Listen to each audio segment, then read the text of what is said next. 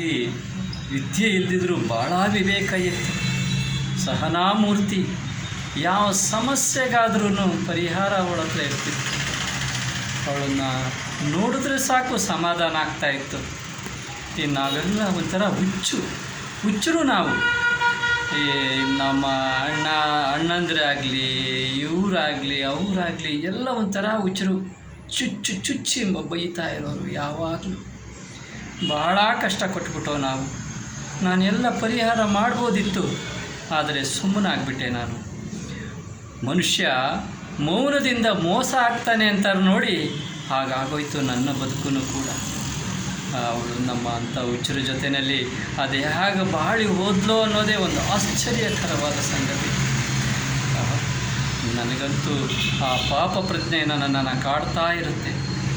ಯಾಕೆ ಅಂದರೆ ಆ ಸಮಾಧಾನಕ್ಕೋಸ್ಕರ ಅವಳ ಮೇಲೆ ಈ ಗಾಯತ್ರಿ ಮಂತ್ರನ ಹೇಳಿ ಒಂದು ಸಮಾಧಾನ ಮಾಡ್ಕೋತೀನಿ. ಓಂ ಮೋಟಮ್ಮಾಯ ವಿದ್ಮಹೇ ಚನ್ನಪ್ಪ ಪತ್ನಿ ಚ ಧೀಮಹಿ ತನ್ನೋ ತಿಬ್ಬಮ್ಮ ಪ್ರಚೋದಯಾತ್. ಓಂ ಚನ್ನಪ್ಪಾಯ ವಿದ್ಮಹೇ ಲಿಂಗಯ್ಯ ಪುತ್ರಾಯ ಚ ಧೀಮಹಿ ತನ್ನೋ ಪಿತಃ ಪ್ರಚೋದಯಾತ್. ಏನೋ ಇದು ಹೇಳಿದ ಮೇಲೆ ಒಂಥರ ತಣ್ಣೀರು ಕುಡ್ದಂಗೆ ಆಗುತ್ತೆ. ಆ ಪಾಪ ಪ್ರಜ್ಞೆ ನನ್ನನ್ನು ಸುಡ್ತಾ ಇರುತ್ತೆ ನೋಡಿ. ಈ ಥರ ಹೇಳಿ ಅವಳನ್ನು ಸ್ಮರಣೆ ಮಾಡಿದ್ರೆ ಒಂಥರ ತಣ್ಣೀರು ಕುಡ್ದಂಗೆ ಆಗುತ್ತೆ.